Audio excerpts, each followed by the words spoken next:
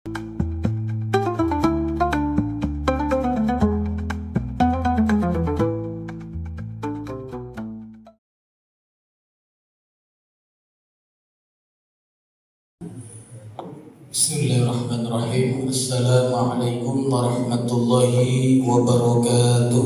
Waalaikumsalam.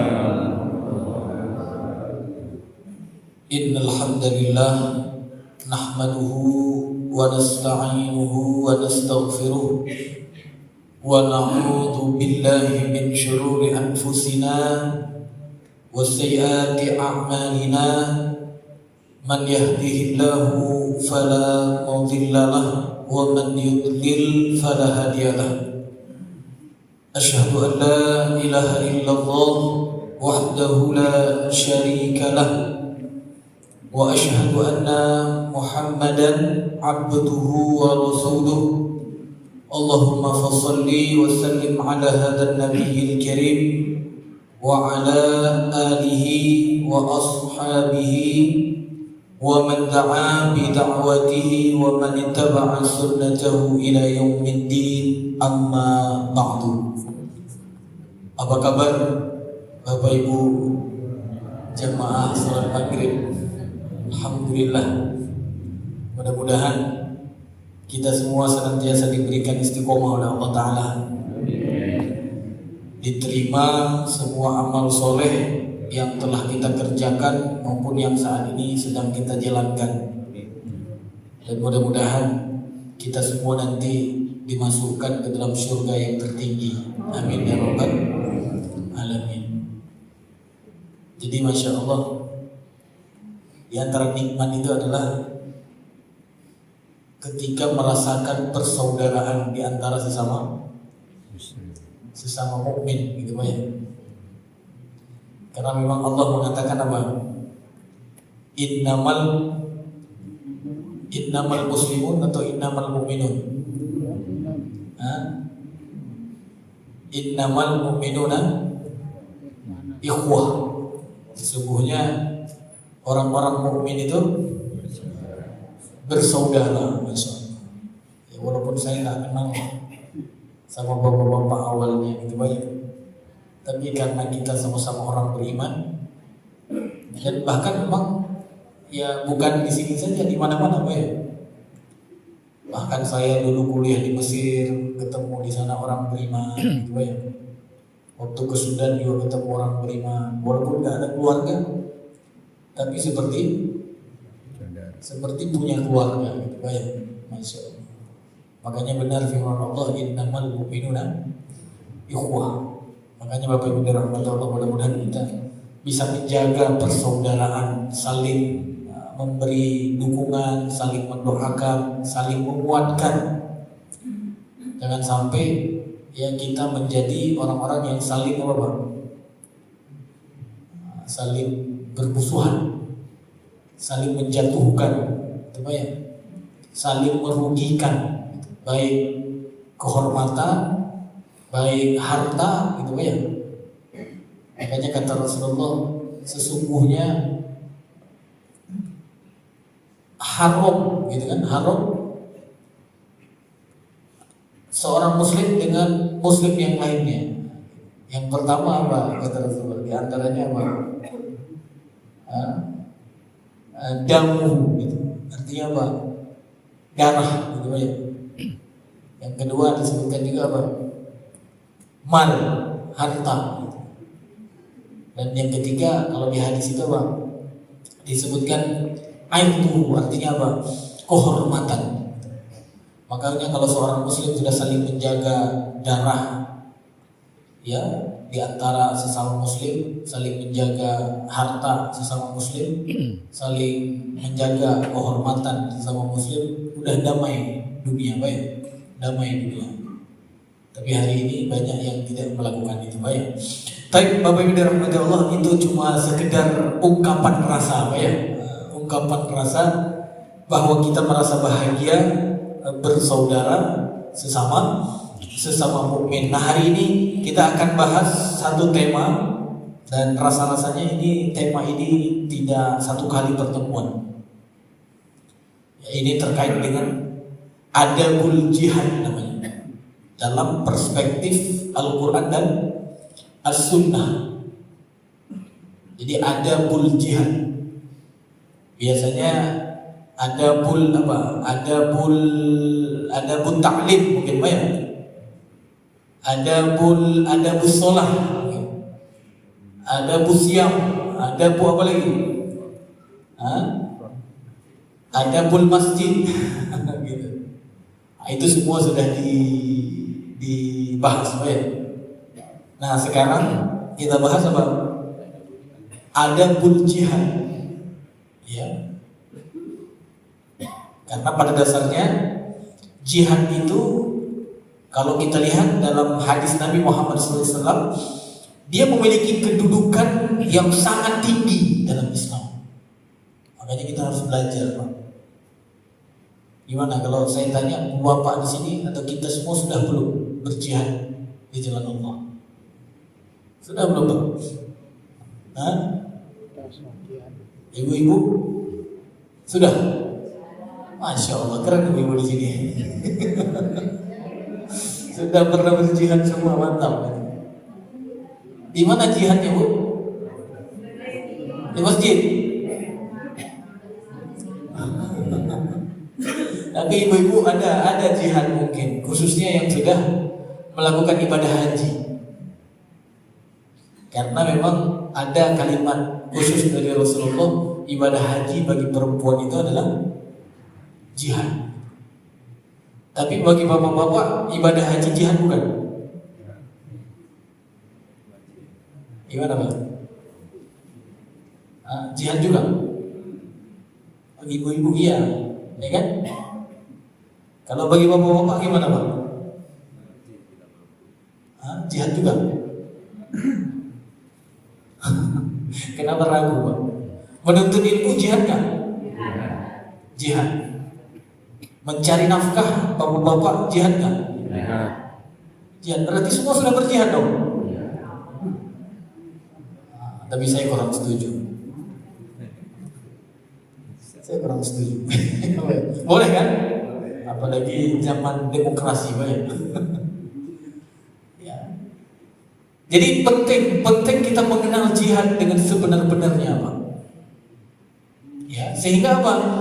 Sehingga nanti kalau misalnya ada pertanyaan seperti tadi, ya kita minimal bisa jawab. Aku pernah berjihad atau aku belum pernah berjihad. Ya. Nah itu kita tahunya nanti di mana Pak? Dari pengertian jihad itu sendiri dan adab-adabnya. Ya. Jadi pengertian jihad apa Pak? Apa? Perang. Pengertian jihad apa Bu? Bersungguh-sungguh, di sana perang. Sungguh-sungguh perang. Jadi sungguh-sungguh perang. Masya Allah, kalau digabung keren juga. Makanya Bapak Ibu dirahmati Allah, di dalam memahami syariat itu, ya oleh para ulama biasanya memang dia lihat dari pengertian bahasa yang pertama, makna lughatan. Yang lughatan atau bahasa lainnya apa? Etimologi, Pak ya? Ya benar. Habis itu ada makna satu lagi apa? Makna istilah atau bahasa Inggrisnya apa? Terminologi. Nah, jihad menurut bahasa seperti antum bilang, badlu juhdi, bersungguh-sungguh. Benar antum, Masya Allah. Tapi itu menurut bahasa. Bahasa. Menuntut ilmu dibutuhkan badlu juhdi nggak? Menuntut ilmu dibutuhkan sungguh-sungguh nggak? Iya. Mencari rezeki bagi bapak-bapak untuk menafkahi keluarganya, istri dan anaknya, dibutuhkan sungguh-sungguh nggak? Dibutuhkan. Namun pertanyaannya, apakah orang yang menuntut ilmu sungguh-sungguh dan orang yang mencari rezeki, mencari nafkah untuk keluarganya dengan sungguh-sungguh dinamakan sedang berjihad menurut istilah? Gimana Pak? Jawabannya iya apa tidak? Iya apa nggak kira-kira? Orang yang sedang mencari rezeki untuk keluarganya, apakah di dalam makna terminologi itu dinamakan dengan berjihad?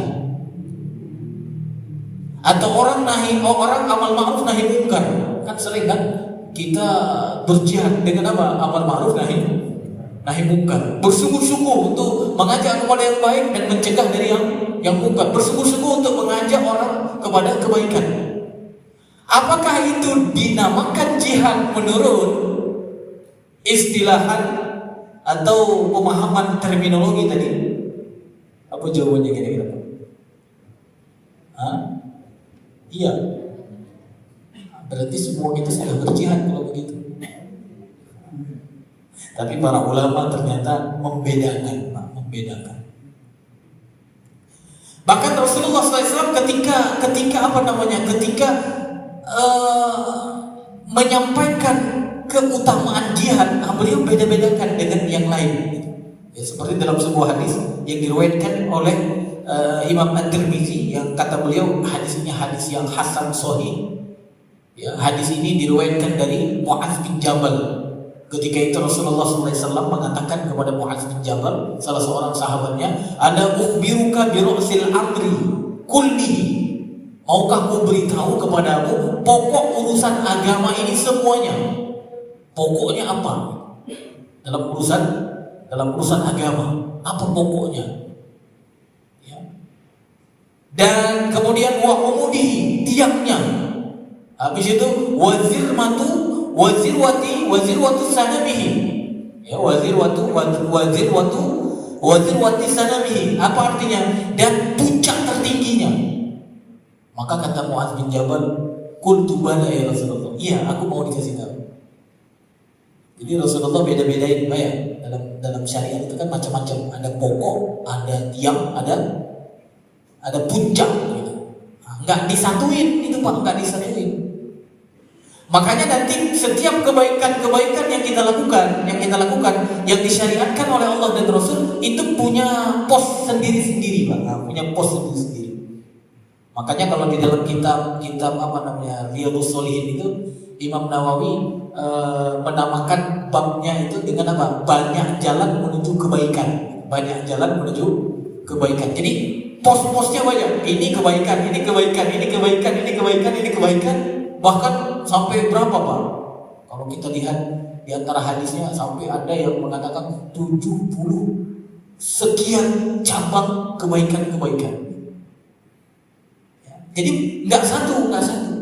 Sholat punya makna sendiri, zakat punya makna sendiri, puasa punya makna sendiri, amal ma'ruf nahi mungkar punya makna sendiri, dakwah punya makna sendiri, menuntut ilmu punya makna sendiri, dan jihad juga punya makna sendiri. Jadi jangan jangan digabung. Walaupun kalau kita lihat dari makna bahasa, semuanya hampir sama, Pak ya. Kan bersungguh-sungguh tadi kan, Pak ya.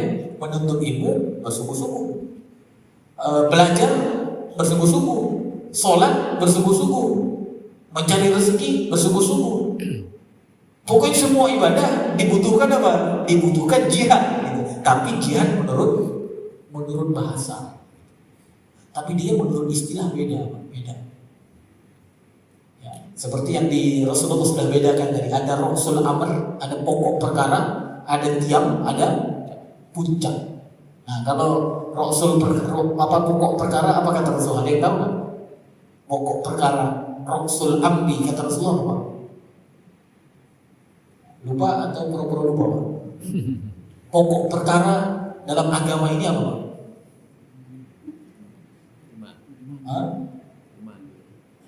Kalau bahasa Rasulullah di hadis ini, Ra'sul amri al-Islam, bukan al-iman, al-Islam bahasa Rasulullah. Jadi pokok perkara itu Islam. Ya, habis itu apa? Wa umuduhu, umuduhu apa, Pak? Umuduhu tiangnya apa? As-shalah, masya Allah, barakallahu fikum. Jadi pokok perkara Islam, tiangnya apa? Sholat. Makanya kalau orang nggak sholat berarti Islamnya tidak bertiang, Pak ya. Tidak bertiang. Habis itu apa kata Rasulullah? Wazirwatu sanami. Puncaknya apa Pak? Kalau di hadis ini pernah dengar kan Pak ya? Pernah dengar kan Pak ya? Ini kan inti Pak, inti dari ajaran Rasulullah ini Pak. Ya, pokok perkara Islam. Ya, kalau orang belum jadi Muslim, ya semua kebaikan berarti tidak ada maknanya, tidak ada pokoknya. Gitu. Ya, kalau ada tidak ada pokok kan tidak ada buah Pak ya? Tidak ada buah. Makanya orang kafir walaupun dia bersungguh-sungguh banget dalam kebaikan, itu nggak akan ada gunanya.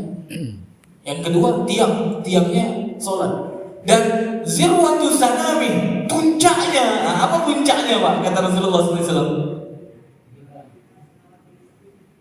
Apa Pak? Apa Bu? Jihad? Oh nggak ada jihad, nggak ada tambahannya. Itu tambahan Ibu itu.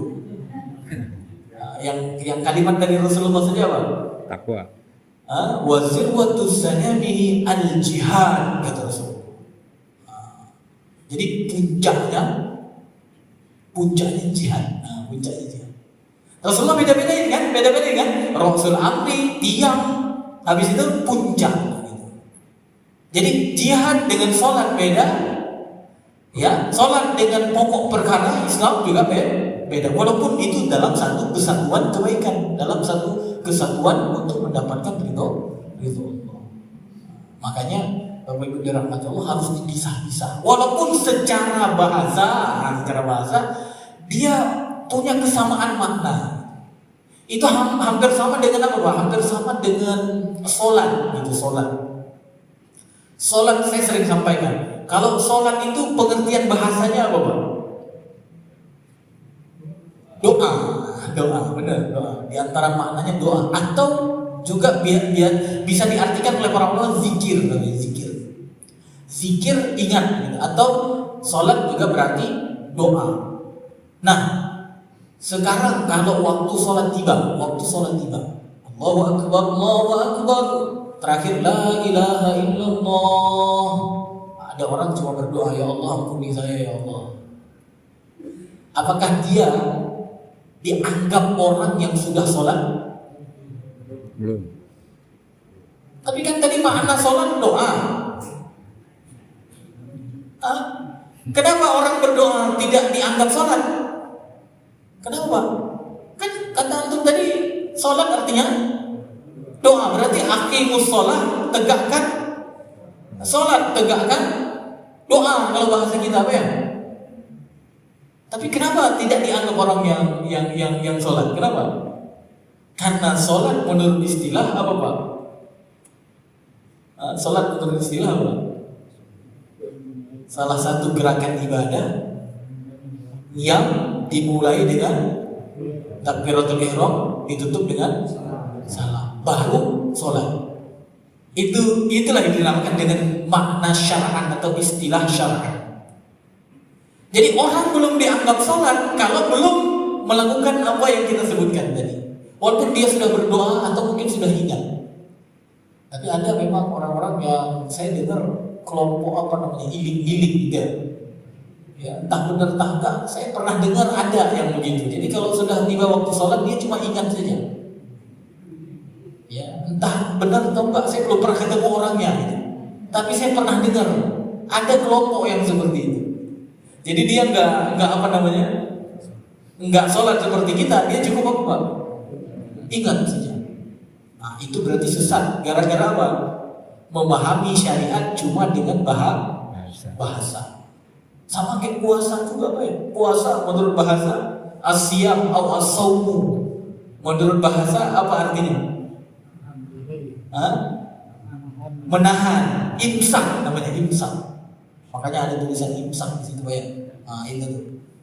Waktu imsak. Ya, waktu apa namanya itu? Waktu menahan. Cuma sebenarnya ini cuma hati-hati saja.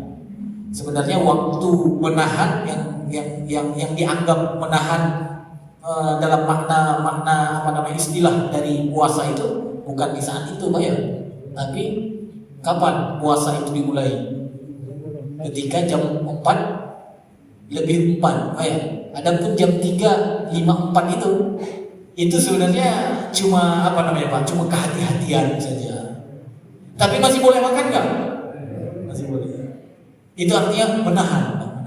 Tapi apakah semua menahan disebut orang yang berpuasa?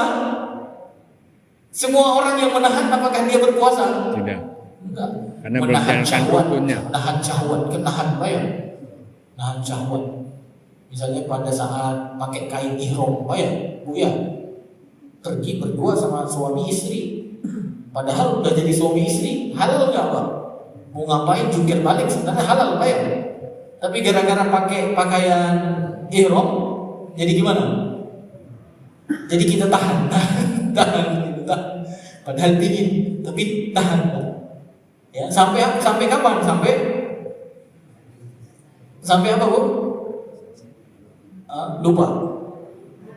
Tawaf. Sampai tahallul. Masya Allah. Bukan tapi tawaf, sampai tahallul. Oh tawaf belum, Pak. Belum. Jadi tawaf dulu, habis tawaf apa? Kalau umroh itu sa'i. Setelah sa'i, baru kemudian apa? Tahallul. Setelah tahallul, halal Pak. Tadinya kan tahan. Apakah orang tahan itu dinamakan orang puasa? Tidak. Makanya tidak semua tahan namanya puasa. Walaupun puasa itu secara makna bahasa adalah imsak, tapi tidak semua tahan adalah puasa. Yang dinamakan puasa apa? Atau asyam atau as-shaum, seseorang atau yang melakukan ibadah dengan niat tertentu, dimulai dengan menahan makan, menahan minum, dan menahan hubungan suami istri dari mulai apa? Terbit fajar. Mulai terbit fajar sampai terbenam matahari. Ya itulah makna istilah. Jadi tidak semua orang yang menahan itu dinamakan dengan orang yang puasa. Walaupun oleh dokter kadang-kadang kita juga disuruh puasa sebelum operasi, tapi itu bukan puasa yang dimaksud dalam syariat. Kan ada bayar, kamu harus puasa dulu berapa jam Pak katanya? Berapa jam? Pernah operasi Pak? Pernah ya? Tapi disuruh sama dokter apa? Enggak disuruh tahan, dia suruh apa namanya? Suruh puasa gitu ya. Kamu puasa ya, puasa. Nah, puasa itu apakah puasa yang menurut istilah syariat atau puasa yang menurut bahasa?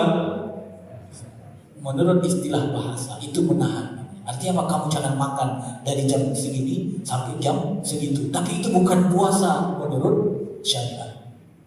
Nah, begitu juga dengan jihad, Pak. Jihad. Paham Pak ya? Menurut bahasa jihad itu artinya apa? Badlujudi, artinya apa? Sungguh-sungguh. Tapi tidak semua sungguh-sungguh dinamakan jihad. Nah, ini yang harus dipahami oleh umat Islam. Sehingga dia apa namanya Pak? Dia jujur.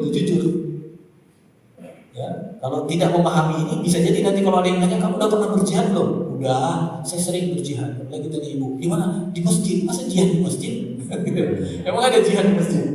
Bahaya Bu, nanti seperti yang itu tuh, ada yang bom katanya jihad pula nanti. Benar nggak? Masa jihad di masjid? Jihadnya di mana? Gitu kan? Kalau di masjid menuntut ilmu, ya, apalagi sholat, ya, melakukan yang baik-baik ya secara umum, ya. Tapi kalau jihad, di mana? Mari kita lihat menurut pendapat, ya, istilah atau pandangan ulama ketika menjelaskan makna jihad menurut istilah syariat atau makna terminologi. Nah, ini kalau kita lihat pendapat para ulama memang banyak pendapatnya, banyak makna. Tapi kalau boleh saya kecilkan untuk memudahkan kita memahaminya, jihad itu apa? Mengerahkan segenap tenaga, daya, dan kemampuan. Artinya apa? Bersungguh-sungguh. Ya, di mana? Di medan perang. Untuk apa? Menghadapi atau melawan musuh Allah dengan tujuan apa? Meninggikan kalimat Allah. Itu makna sederhana dari pengertian jihad menurut istilah. Jadi sungguh-sungguh apa? Berperang Melawan siapa? Musuh Allah. Musuh Allah. Tujuannya apa? Meninggikan. Tujuannya apa? Hah? Meninggikan kalimat Allah. Allah. Sungguh-sungguh berperang. Meninggikan. Berarti kalau berperang di mana Pak? Di masjid. Masjid atau di mana berperang? Di medan perang. Beda kan? Jadi kalau menuntut ini mau sholat di masjid dia, tapi kalau yang namanya jihad bersungguh-sungguh di medan perang. Siapa yang dihadapi? Musuh Allah. Jangan salah pula, nanti ustadz yang diserang. Pak ya, apalagi kita sudah bersaudara, Pak ya. Walaupun nanti ada agak panjang lebar, tapi secara umum yang diserang itu adalah musuh Allah. Tujuannya apa? Meninggikan kalimat Allah. Kalau tujuannya yang lain itu jihad di jalan Allah bukan. Makanya Bapak Ibu dirahmati Allah, Muslim harus mengetahui ini. Ya, kita sering sekarang disuruh, ayo kita berjihad, gitu kan? Tapi kadang-kadang tidak dijelaskan dengan detail. Akhirnya kadang-kadang ada yang punya semangat, tapi bingung. Akhirnya dimanfaatkan oleh musuh. Makanya umat Islam ini harus bagaimana dia mempelajari adab makan, bagaimana dia mempelajari adab sholat, bagaimana dia mempelajari adab thalibul ilmi, artinya belajar. Begitu juga seharusnya mereka kaum mukminin belajar tentang adab jihad. Jadi jangan apa? Jangan sholat diterima gitu ya. Pas jihad, wah apa itu jihad? Itu mengarah kepada apa Pak? Kalau bayangan orang sekarang, jihad itu mengarah kepada apa pikirannya? Itu tuh teroris. Hati-hati. Berarti orang yang mengatakan jihad itu ya dengan teroris tadi atau mengaitkan dengan teroris, berarti apa? Berarti dia sudah menghina salah satu syariat yang disyariatkan oleh Allah dan Rasulnya. Serem kan Pak ya? Serem. Apalagi ada tujuan untuk istihza, untuk menghina, untuk merendahkan agama Allah. Itu hati-hati Pak. Itu bisa mengarah kepada kekufuran Pak. Ya, makanya umat Islam itu harus apa Pak? Harus kafah nih Pak ya. Untuk hulu fisilmi kafah, tidak boleh membeda-bedakan satu syariat dengan syariat yang lain. Yang satu diimani, yang satu diingkari. Tapi hari ini memang kenyataannya begitu. Dan itu bukan keinginan sendiri sebenarnya. Karena orang mukmin itu fitrahnya pasti menerima syariat Allah. Gara-gara pengaruh luar, pengaruh musuh Allah. Musuh Allah inilah yang merusak pikiran kaum muslimin. Ya. Dan yang dirusak bukan saja orang awam, mereka merusak itu cendekiawan yang pertamanya Pak. Dirusak pikirannya. Habis itu apa? Dibiayai untuk rusak pikirannya. Ya, itulah yang kita kenal dengan ghazwatul fikri, ya. Perang pemikiran. Ya. Jadi pengertian jihad menurut istilah, Ibu bisa ulang nggak? Biar ada ilmu yang bermanfaat pada hari ini, Bu ya. Silahkan Bu. Apa pengertian jihad menurut bahasa? Bapak sajalah yang bahasa. Apa pengertian jihad menurut bahasa, Pak? Sungguh-sungguh. Bapak-bapak udah dapat nilai 100 Pak ya. Ibu-ibu, pengertian jihad menurut istilah atau terminologi apa Bu? Yang mudah dipahami saja, jangan yang panjang-panjang, yang kita sudah sederhanakan tadi. Yang pertama, bersungguh-sungguh di medan perang, melawan memerangi musuh Allah, meninggikan dengan tujuan meninggikan kalimat Allah. Meninggikan kalimat Allah. Jadi tujuannya meninggikan kalimat Allah. Makanya benar Pak. Kata Rasulullah, jihad itu adalah puncak. Karena dia menjadikan agama Allah paling tinggi. Karena jihad menjadikan syariat Allah yang mengendalikan. Tanpa jihad nggak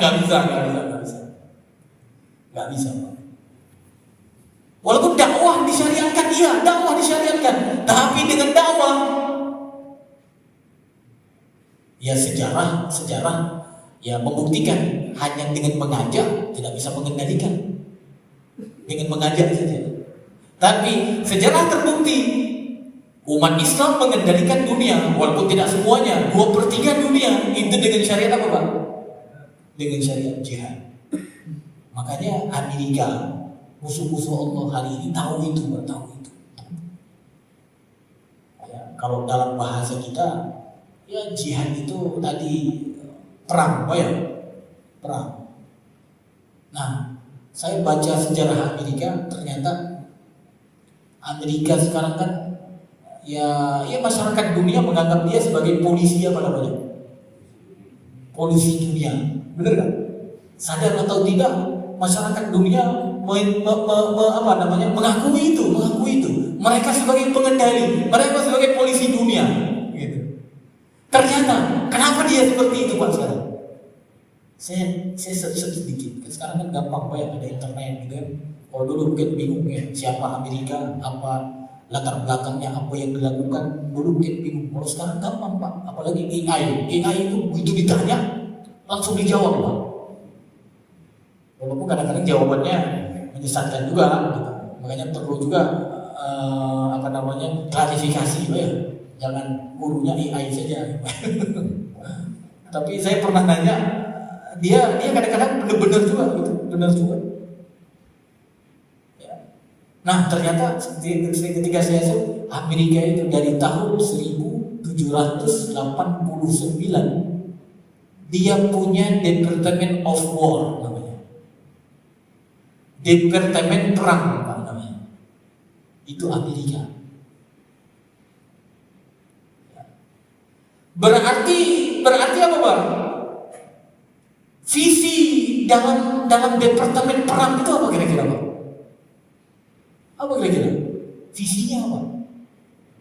Membunuh. Membunuh musuh. Membunuh juga. Visi itu sasaran tertinggi, sasaran terjauh. Tujuan terjauh gitu. Masya Allah. Itu dari tahun 1700. Kalau ibu mau tanya aja sama AI. 1700. Kita belum lahir ya, kita belum lahir. Tapi dia sudah punya mental itu. Dan mental itu sebenarnya sudah disyariatkan oleh Allah 1400 tahun yang lalu. Benar gak? Jadi Amerika itu sebenarnya dia mengadopsi syariat yang disyariatkan oleh Allah dan Rasul. Cuma dirubah perang jadi versi mereka. Bukan perang versi Allah dan Rasul. Nah sedangkan yang akan kita bahas nanti perang versi Allah dan Rasul. Nah kalau mereka punya juga, tapi secara umum kalau saya lihat ceramah terakhir ya Menteri Perang yang sekarang diresmikan kembali Pak. Jadi kalau kita lihat sejarah Amerika itu pada tahun 1789 itu ada Department of War, habis itu diganti menjadi Departemen Pertahanan itu pada tahun 1947. Setelah Perang Dunia Kedua, ya setelah Indonesia merdeka Pak ya, diganti Departemen Perang itu menjadi Departemen Pertahanan. Nah kemarin tanggal 5 September 2025 kemarin seorang menteri yang diangkat menjadi menteri perang itu kemudian dia pidato di depan jenderal-jenderal Amerika itu, dia mengatakan apa? Kita harus menghidupkan Departemen Perang untuk apa? Untuk mewujudkan perdamaian dunia, kata mereka. Coba nanti Bapak sebut ada. Jadi tujuan mereka perang itu apa? Mewujudkan, bukan membunuh tadi. Kalau membunuh langsung ditolak sama sama mayoritas dunia apa ya? Tapi kata mereka apa? Untuk mewujudkan perdamaian dunia. Perdamaian dunia versi siapa Pak? Versi mereka. Nah kalau kita lihat jihad tadi dalam Islam apa tujuannya Pak? Tujuannya untuk meninggikan kalimat Allah. Apa fungsi sehingga kalimat Allah itu menjadi tinggi, menjadi pengendali? Apa fungsinya itu semua Pak sebenarnya? Apa fungsinya? Kenapa Allah menyuruh kalimatnya menjadi tinggi? Kenapa Allah menyuruh syariatnya menjadi pengendali? Kenapa kira-kira? Untuk apa itu semua? Untuk apa Pak? Untuk berarti sama apa ya dengan Amerika tadi? Untuk mewujudkan perdamaian dunia. Ini yang tidak diketahui oleh muslim pada hari ini Pak. Ya. Jadi dengan syariat Allah itu akan membuat apa? Akan membuat dunia itu menjadi damai. Agama tidak ada paksaan. Satu orang dengan orang yang lain saling menghormati. Damai. Ya kan la ikraha fiddin. Saling melindungi, bahkan bukan saja orang muslim, orang kafir saja. Kalau dia tidak macam-macam dilindungi, Pak. Hartanya dilindungi, darahnya dilindungi, kehormatannya dilindungi. Masya Allah. Itu namanya kafir dzimmi namanya. Bahkan kalau ada orang yang berani mengganggu dalam hukum Islam itu, kalau ada orang yang berani mengganggu siapa? Kafir yang diberikan keamanan tadi atau mustamin itu sampai diancam tidak masuk surga. Artinya apa? Kedamaian dunia. Tapi hari ini masyarakat dunia menerima apa ya? Menerima perang yang diproklamirkan oleh Amerika, tapi tidak menerima jihad yang telah disyariatkan oleh Allah. Benar kan? Bahkan umat Islam sendiri hari ini sudah agak alergi dengan kalimat jihad. Makanya ini harus dikembalikan ke mana asal, sehingga apa? Kita menjadi terhormat, menjadi terhormat. Karena jihad ini salah satu syarat kehormatan yang kalau kita tinggalkan kita akan terhina. Dan itu adalah pesan Nabi kita Muhammad SAW. Ya, pernah dengar kan Pak? Ada hadis itu, idza tabaya'tum bil 'ainah. Habis itu wa akhadhtum aznab al-baqar wa raditum az-zar. Habis itu apa? Wa taraktumul jihad. Kata Rasul. Ada 4 perkara itu.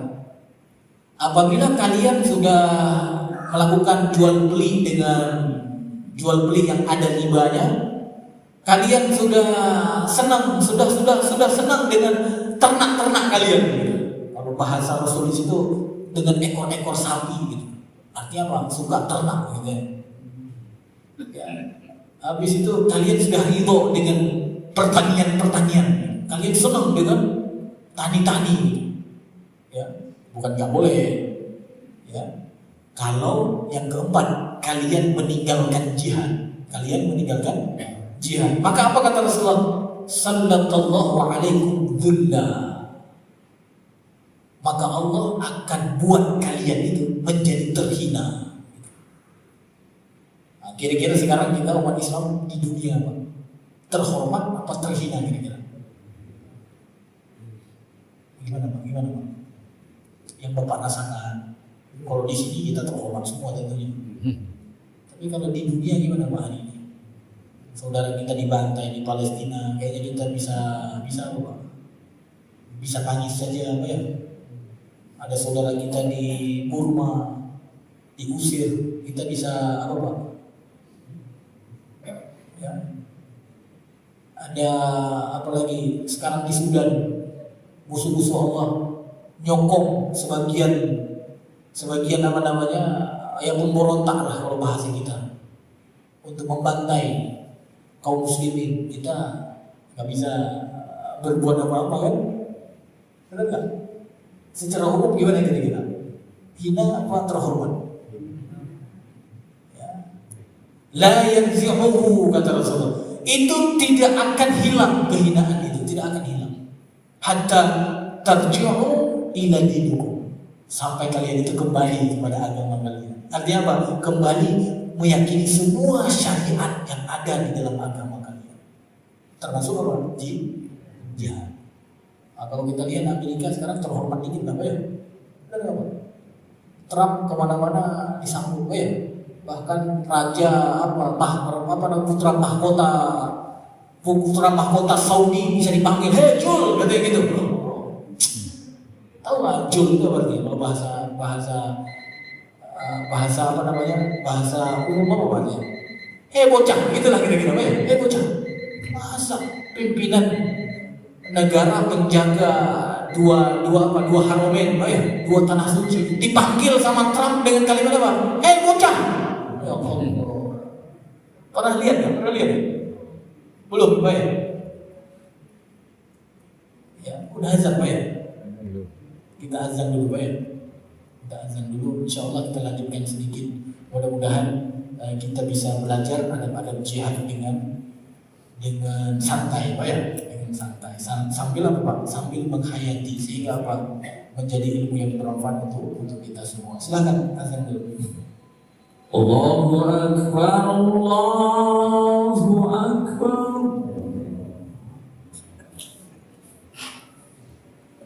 Allahu Akbar, Allahu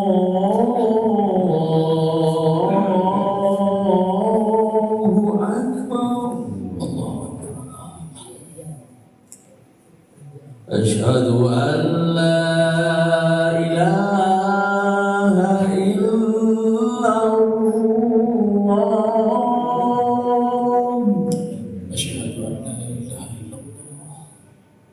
أشهد أن لا إله إلا الله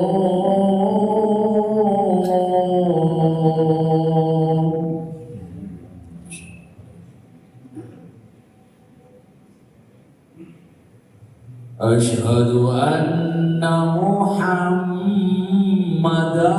رسول الله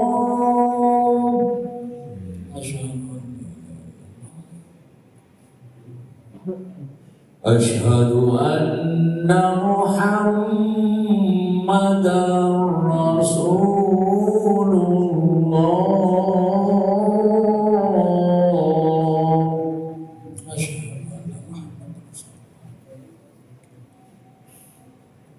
حي على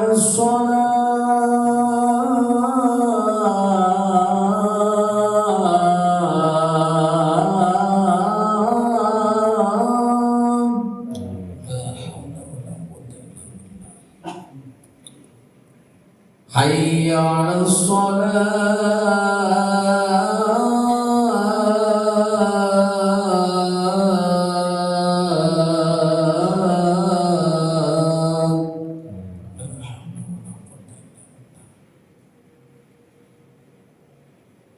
حي على الفلاح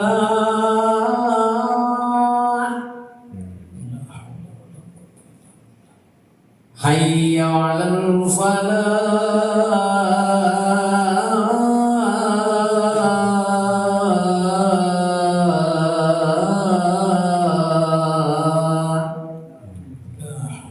الله أكبر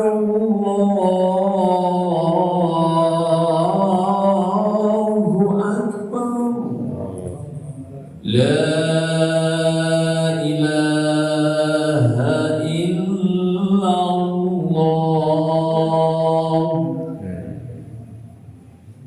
لا إله إلا الله اللهم ربنا لك الحمد والصلاة القائمة آت محمد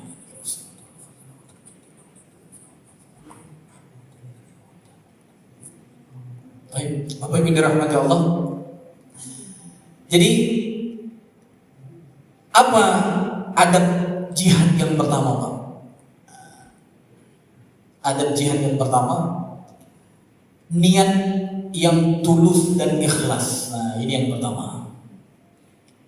Disebutkan oleh para ulama, sebelum berangkat ke medan jihad, hendaknya seseorang meniatkan jihadnya.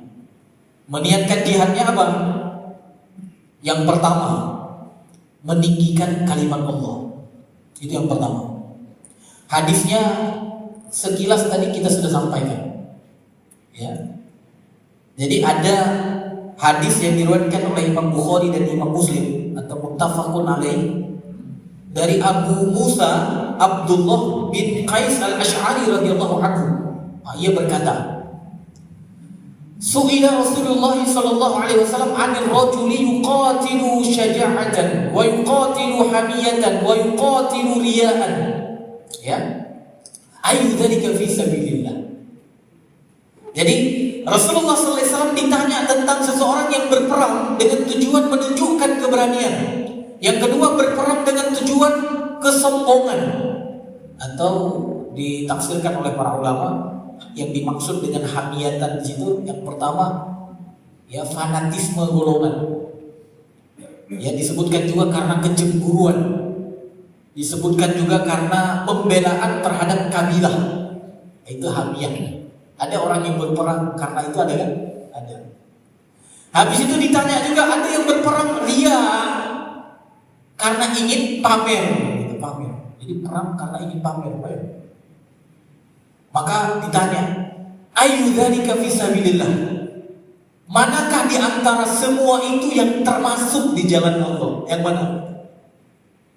Maka Rasulullah SAW mengatakan, man qatala li takuna kalimatullahil ulya fahuwa fi sabilillah.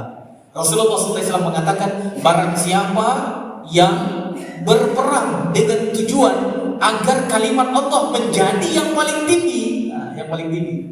Kita tadi sudah singgung ya, tujuan jihad itu menjadikan kalimat Allah paling tinggi.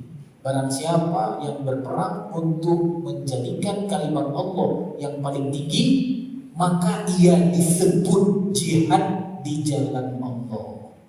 Maka dia disebut perang di jalan Allah. Nah, makanya niatnya kalau berangkat ke medan jihad, yang pertama harus untuk meninggikan kalimat Allah.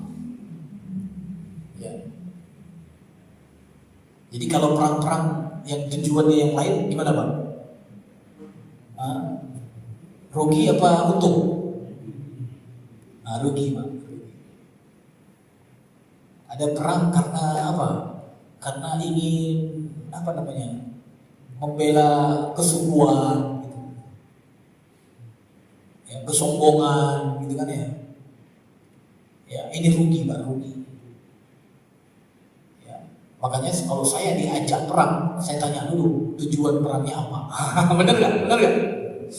Apa tujuannya? Ini nyawa, jangan main loh Pak. Dan ganjarannya dahsyat. Apa yang kamu mau? Ya. Kalau kata Menteri Amerika tadi, Menteri perangnya apa? Untuk mewujudkan kedamaian dunia. Wah, pada ikut. Lupa dia nanya, kedamaian dunia versi siapa? Tapi kalau kita jadi Muslim Amerika, jadi pasukan tentaranya misalnya, ya bisa juga Pak nanya, untuk mewujudkan kedamaian dunia versi siapa Mas? Versi Allah dan Rasul, berarti gitu ya? Wah, ikut nggak Pak? Ikut nggak? Tapi mungkin nggak versi Allah dan Rasul? Pasukan Amerika ikut berperang, mungkin nggak? Pasukan Israel ikut perang, ya, mewujudkan perdamaian dunia versi Allah dan Rasul, mungkin nggak?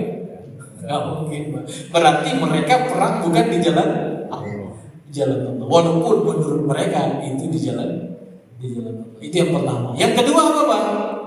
Niat yang benar dan tulus. Apa yang harus ditanamkan ketika berangkat ke medan perang? Ketika berangkat ke medan jihad, ya itu harus punya tujuan untuk memuliakan agama Allah. Jadi memuliakan agama Allah, bukan untuk menghinakan agama Allah. Ya. Itu yang disebut dengan fi sabilillah. Ya. Habis itu apa? Yang disebut niat yang tulus dan ikhlas ketika berangkat ke medan perang apa?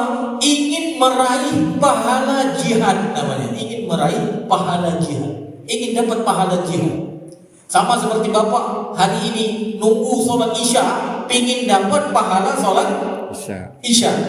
Nanti ketika insya Allah kita berangkat ke medan perang, ingin dapat pahala jihad.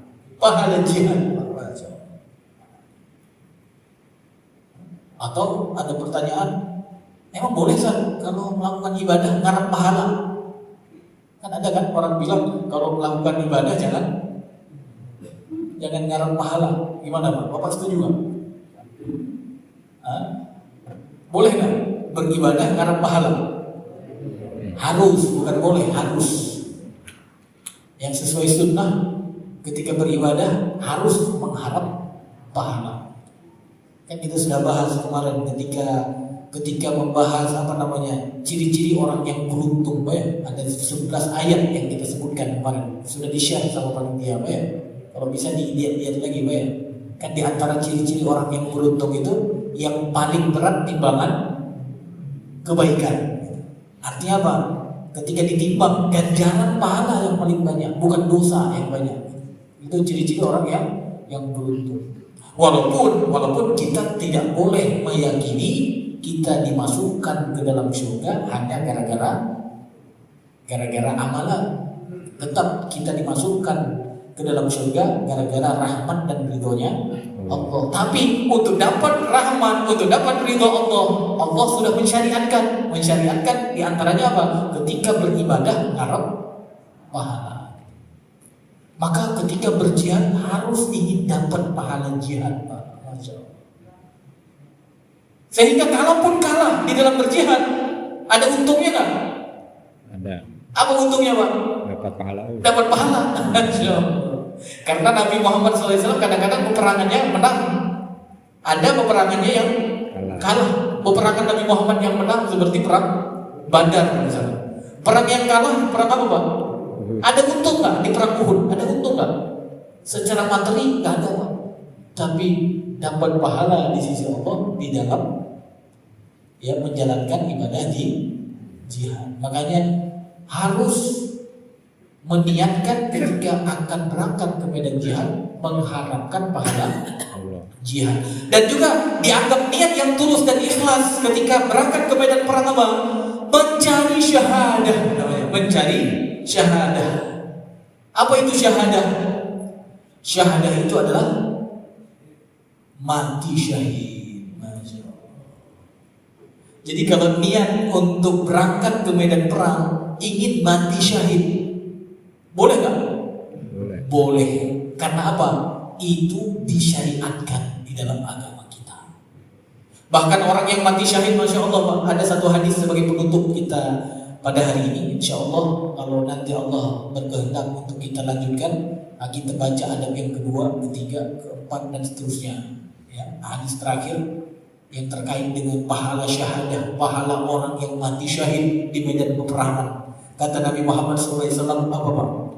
Rasulullah SAW bersabda, Allah menjamin bagi orang yang berperang di jalannya, tidak ada yang mendorongnya keluar kecuali karena ingin jihad di jalanku. Ia iman dengan aku dan membenarkan para rasulku, maka aku menjamin akan memasukkannya ke dalam surga atau mengembalikannya pulang ke rumahnya dengan membawa kemenangan berupa pahala dan ghanimah. Hadis yang diriwayatkan oleh Imam Bukhari dan Muslim. Jadi kalau syahid dijamin apa? Surga. Makanya niatnya boleh mencari mati syahid. Cuma jangan cari syahid di jalan-jalan yang ada di sini, Pak. Karena sekarang banyak tempat syahid katanya. Di jalan ini, di jalan itu.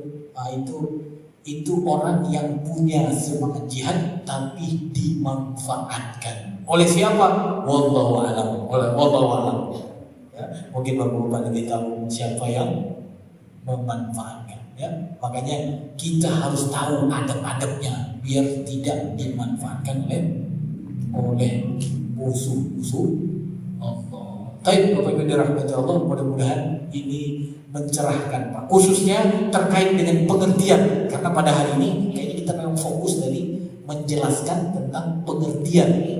Ya, ibadah-ibadah dari sholat kita sudah ke puasa dan sampai kepada ibadah apa lagi, ibadah macam-macam tadi yang kita sebutkan kan, sehingga apa, kita bisa membedakan makna bahasa dan makna istilah di dalam setiap syariat yang disyariatkan oleh Allah. Mungkin ini yang dapat kita sampaikan.